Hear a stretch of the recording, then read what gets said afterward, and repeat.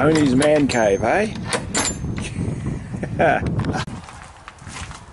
might like more light. Nah, that'll be fine. Will it? Yeah. Golly gee. So how many hand pieces have you got? There's 160. 160. Well, 160 something anyway. It's a continual process.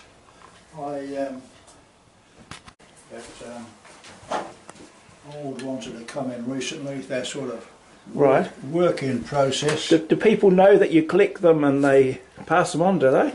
Yes, and I restore handpieces for other people.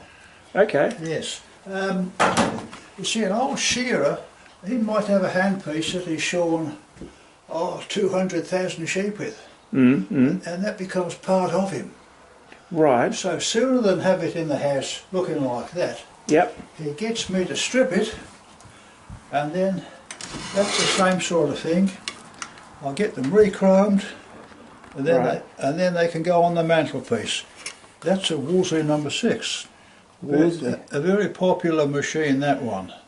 Okay. So that's how they come up. They're just gorgeous, aren't they, when they're polished up? Yeah. Okay, and different types are there? 17.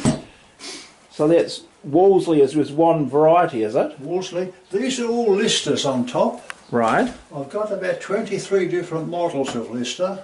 More up there, and some more here, and some more here of listers. Right. Which are your favourites? Is there a favourite? Well, I short mainly with a lister. I short about 122,000 with that one. Golly gee. A beautiful handpiece. I just wish I could push it today, but you can't. A crook knee I can't. Right. But these are Wolseleys here. Of course, they're very popular. Right. On this here, and a few Wolseleys up here. Going back to 1892. That was about 10 years after Wolseley set up. Okay. Those are bronze. We call them brass, but they're bronze. Right. So they've been doing it since 1890s. Yes. And before that was 1886 was the first shed was set up for machine shearing. Okay. In a place called Dunlop Station in New South Wales. Dunlop Station. And we were about, the first lister shed here was at Mangamahu in 1916. So you see, we were that far behind the Australians. Yeah, yeah. But of course the Australians had more sheep than us. Yeah. A lot more sheep. So. And then before that it was these hand shears, was it? Yes, the blades. Yes. The blades, okay. Yeah. And this one nicely done up here. That was to celebrate the 50 years for golden shears. Right. This handpiece here, was it? Yeah, yes, the handpiece all. Okay. And do you get many people through? Oh yes. Yeah? Yes, yes. So they'll have to phone you up and talk to you nicely and... Oh yes, and some just come in on a cold call. Yeah. You see, there's a fellow in Martin. He said to me one day, I must come and have a look at your museum, Tony, your handpieces. I said, you're welcome. You probably know the bloke. So I said to him, he said to me, what do you charge? I said, I don't charge anything really, but if you've got a handpiece, you'll get in free. So, and I never thought any more about it, you see. Yeah, yeah. So anyway, in he came with a pair of blades. All right. He said, Tony, I couldn't find a handpiece, will this do? Pair of blades. I said, oh look, I said, I should have put you right. I put you crook, didn't I, mate? Yeah, yeah. Yes. So, but people often bring one. Look, we had this Lions thing the other day, a little while ago. Right, yeah. Where they went to 20 sheds. Right. Well, we had over 100 people here. But this turned up, you see. That's one of the first models that was made by Moffat Virtue, made in Australia. All right. And that had turned up, and someone That turned up from about 3 kilometres down the road here. Amazing, isn't it? It's a small That's world, what isn't happens, it? you see. Yeah. It's no good going looking for them. You just got to be patient, and they'll turn come up. to you. Yes. Yeah. So you restore them, you take them apart, and yes. on for spare bits. Well, I have to cannibalise something. Okay. Lister and Wolseley are virtually the same. All right. Because once Wolseley finished, Lister took over and copied just about everything that Wolseley made. Right. Okay. Competition was fierce in those days, about the turn of the century. And so I'm all right for Lister and Wolseley, some Sunbeam, but Moffat Virtue is different. I've got Heinegger there, that is different. There's 2 Chinese ones there, they're different again, although certain parts of Sunbeam fit them. Right. And then we've got the American ones here. Right. They're completely different. All right. Yes. Wyoming, eh? Yes. Okay. And who's producing them now? Is it the Listers. Listers? So UK stuff, is it? Or? Yes. All right. It's an English company, Lister, but it's a wholly owned subsidiary of the Wall Clipper Company. The Wall Clipper. W-A-H-L, Wall, an American company. All right. So it's the Americans have got it cornered. Okay. Not the Chinese, or No. The Chinese make a handpiece for, well, you can get one for less than half the price of, these are Swiss. Right. Very good quality handpiece. But if you haven't got $800, it's no good looking for one. Well, I can buy those for about $350. Right. Okay. And what's a Lister going for? Just as a, what would a Lister be? Lister cost you? Almost the same, about $750. Okay. They're slightly cheaper than the Heinegger. Right. You see, there's that's one of the latest Listers. You see, I sent some. I got an SOS.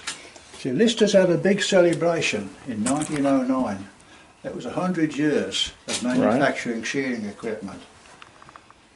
Could I supply? And they sent me the list. They wanted 5 different models because they wanted to set up a collection because they got nothing, or very little. All right. So they wanted one of every model they made. So they wanted one of those, an S model, a number 3, a number 4, and they wanted one of these, which is an alloy model. Well, I've only got one, so I didn't give that away. Right. So anyway, they were so pleased to get them, they said, how much did I want? And I said, I don't want anything. But if you'd like to swap me something, I'll accept whatever. Right. So they said, well, I accept that. Gosh. Well, I think it was about 770 at the time. That's about 4 years old. Right. Since then, they brought another model out, which is this one. And since that, they brought another model out, which is the blue one. And they keep on forwarding them on to you, do they? They bring a new, sometimes they'll bring out 2 new models each year. All right. But usually, it's about 1 every 2 years. Right. But you see, they're... and these parts on the wall here, are these all the parts that make it up? Well, make the thing work, these combs, they're all what were used in New Zealand.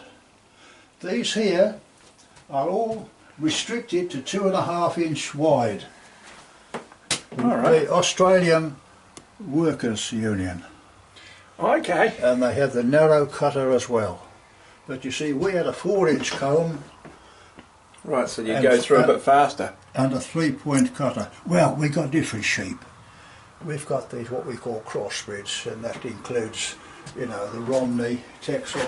A lot of these are come into the crossbred, but they have Corriedales, and of course a lot of their merinos and crossbred merinos for the very fine wool. Right. We go mainly for the stronger wool. Yep.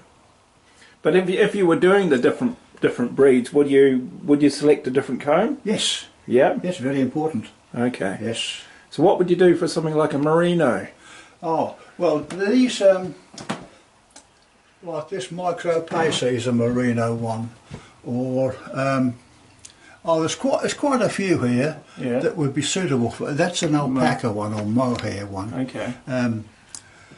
But at this time of the year, you see, we would be using this type of thing. This is the Heiniger one. It's got less teeth, so it takes less effort to push it through the wool, and it also leaves the wool. It looks like corrugated iron. Okay. And the wool is about 1/2 an inch deep. Right. To give them a bit of protection. A bit of protection, yes. Yeah. Yes. Some of the other coarser wool, what would you use for those? Well, we'd use these. We'd use one of these on all types of wool at the winter time. Right. Yes. Right. Yes.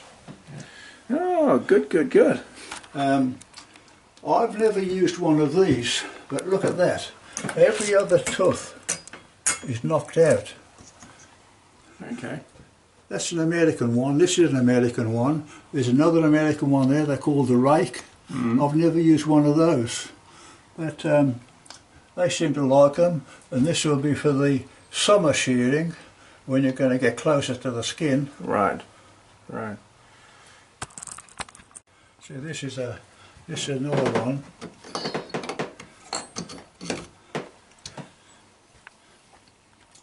That skims along on the wool, on the skin. Yeah. And that leaves about 1/2 an inch. But they're mainly for fine wool sheep. Okay. I used to use those. Sometimes the owner would want to take some to the show, and they'd be stipulated they'd only be 21 days from shearing, and then they could find up any defects in body structure. Okay. Yeah. So I used to shear with that. Right. Right. And it's a popular pastime, is it, for? Oh yes, there's quite a few collectors. I get a lot of requests from Australia. The last two, I sent 2 to Australia this last month. They like the old ones, and they like these, the old wide ones. Okay. Because they never saw them. Right. So they're quite a trophy for them. Go. Yeah. You've got us a couple of tree wood ones there as well, eh? Oh, it's my version of a lister. All right. It's a Totra fence post. Wow, that would have taken a bit of work, wouldn't it? Yes. Yeah. Oh, yes. This is one of the machines here, is it? This is a Wolseley. That's a Wolseley, but it's a dagging plant, really. Okay. You wouldn't shear. Well, you could shear with it, but it's slow. All right. And are the hand pieces interchangeable?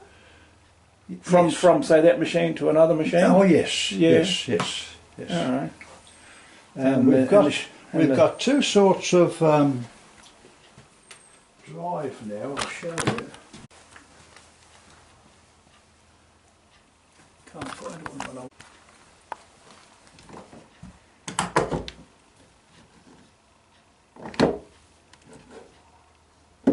Lots of people taking this up as for employment. You know, shearing sheep, is that a good career? Yes, it is, but you've got to expect to be sat on your bum for 4 or 5 days some weeks. Oh, well, yeah. If you get onto a big place where they can hold anything up to about 5,000 under cover, you see these big open sheds. Well, Right. then, if it's a 5 or 6 man stand, 5 or 6 men shearing at the same time, you've probably got close on 3 days shearing. And then that gives the sheep that wet on the outside time to dry, so then you can keep going. Right. But a lot of time it's weather dependent, is it? Oh yes, Yeah, it is. Yeah, that's the drive. It's either what to call some people call it a spline drive, some people call it a worm drive. All right. You see, that's been a. You can't buy a new handpiece unless it's got that in it. All right. You see, now I'm going to show you that. That is the old type of drive, the bayonet fitting or pin drive. Okay. Right. Right. Well, that one is still usable in that type of machine. But they can all be altered. They can all be altered to fit these. So we just take the cog out and put this piece in. Okay. That's a Lister. That's a golden Lister. A very popular machine. Great, isn't it? You do all your maintenance and bits and pieces in here, is it? And Yes. yeah. Yes. Consequently, there's a bit of rubbish around. Oh well, yeah. That's the drive cogs. Are there many parts inside there? Those are Well, you've got the fork. That's the fork up there. The fork is propelled on a crank, and that is the bearing. okay. And they're very simple, really. We've got a gauge here.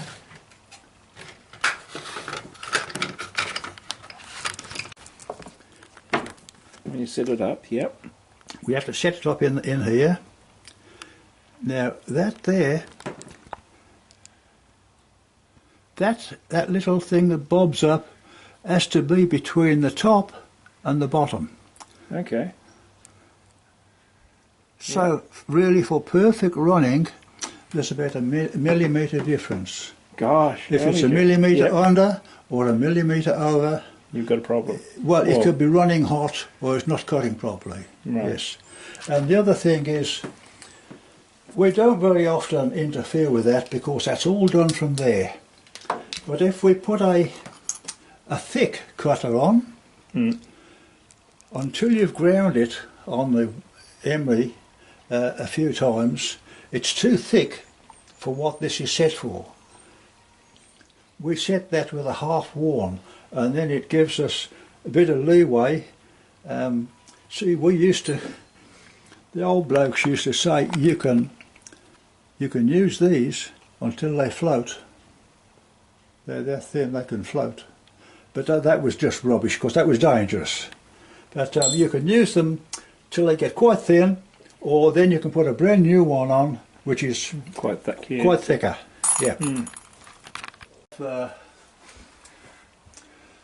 This is some of the old advertising. Some of the old advertising, yes. Right.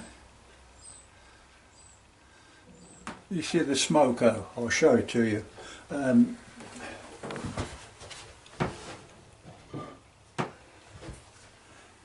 There's about 6 of those in New Zealand. Only 6? There's only 6. That's the old smoko.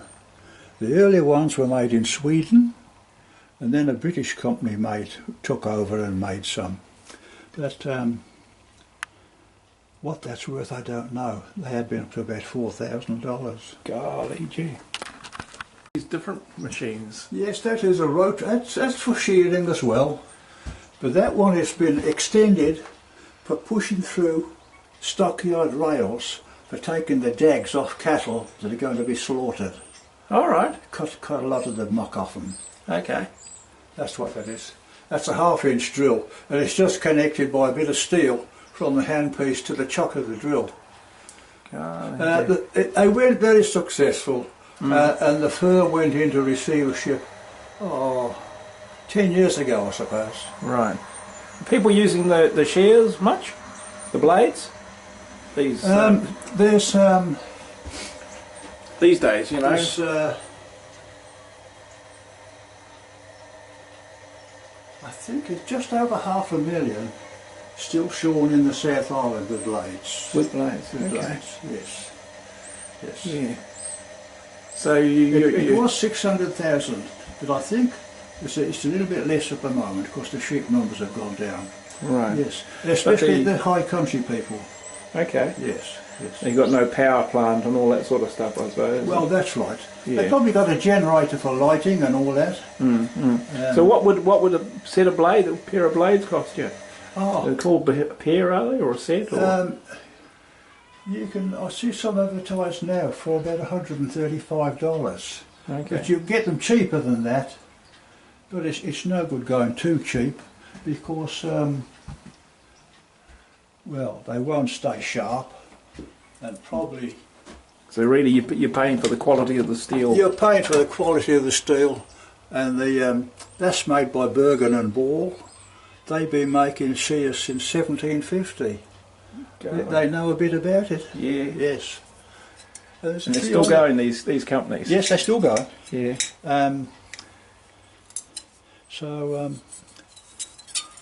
But you can get these really sharp. Yeah, I bet you can. They sounds sharp, doesn't it? Well, they have to be. Yes, Yeah. they have to be. Yeah. And there's left-handed ones and right-handed ones. That seems a bit Dutch, I know, but it's not. The left-handed ones, this blade goes over that one. All right. Okay. You see, this is a right-handed one. So that blade is on the skin. This one does most of the cutting. Mm-hmm. But with the left-handed ones, are just the opposite. Right. And they're quite collectible because there's not many of them. It seems if most blokes prefer to use them in the right hand. Right.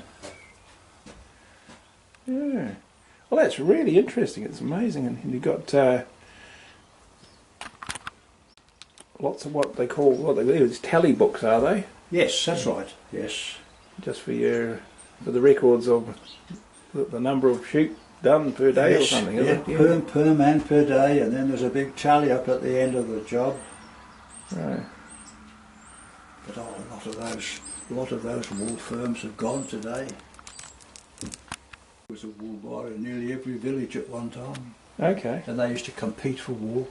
Right. But, and then it would go off to the scourers and then to the spinning mills, I suppose. Yes, Yeah. yes. And what about the shearing competitions you hear about of so many sheep done in a day or period of time? Now the competition is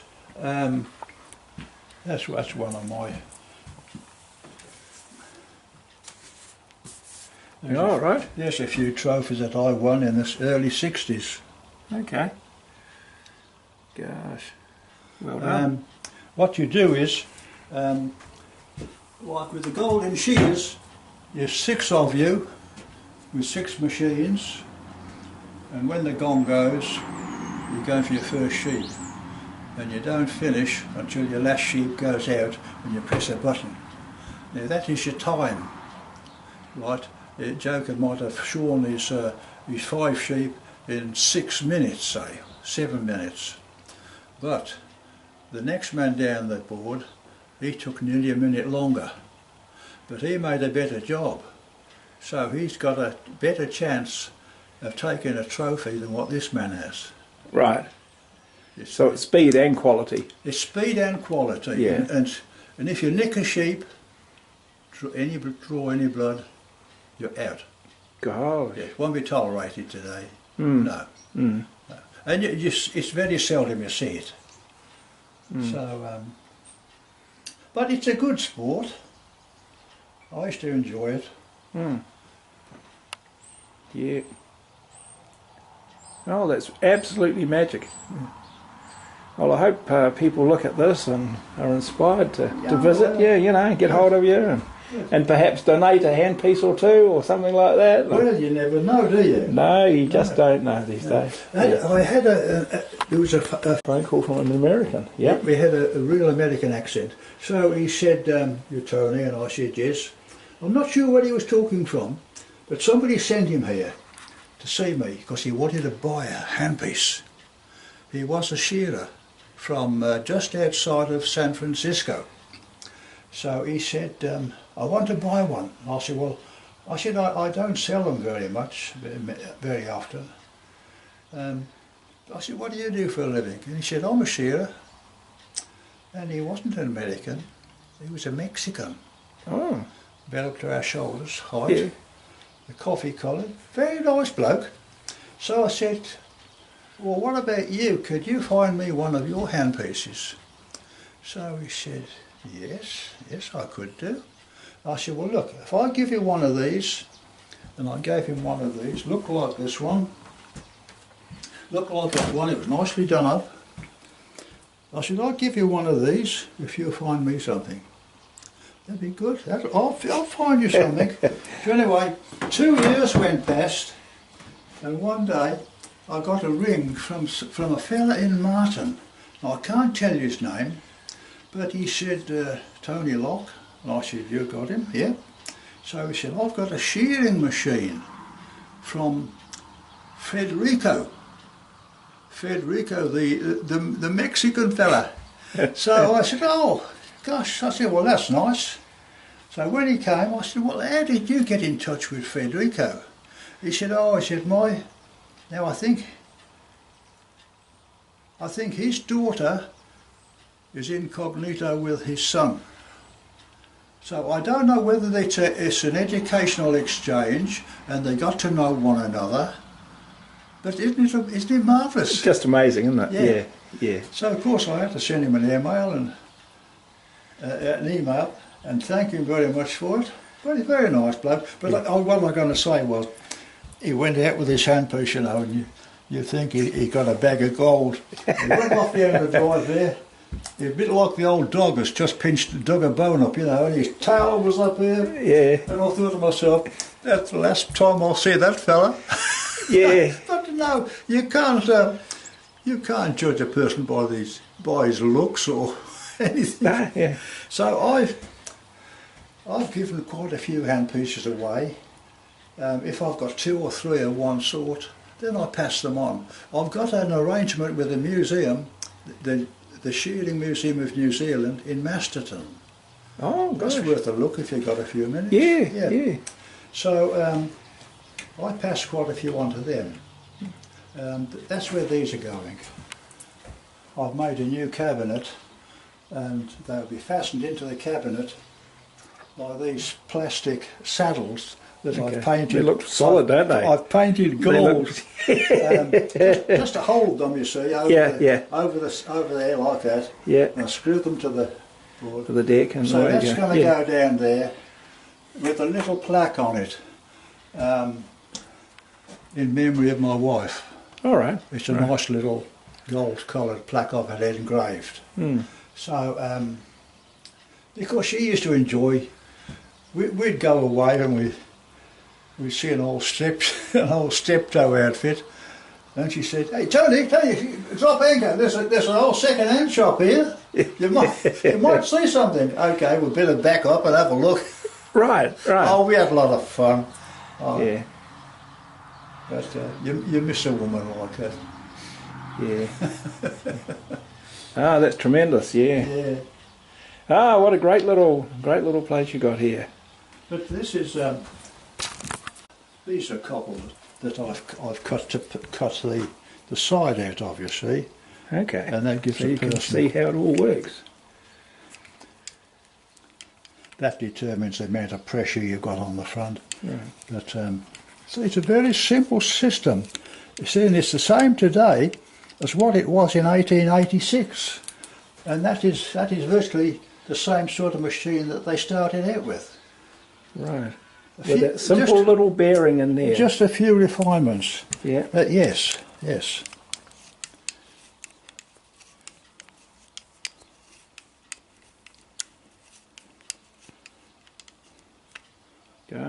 So it's a very simple thing. Mm. And they're still used. Yes. Today, yes. every day. Yep. Yeah. Innovations been made, but they haven't been any improvement, so they've died. For instance, this machine here has a different sort of comb.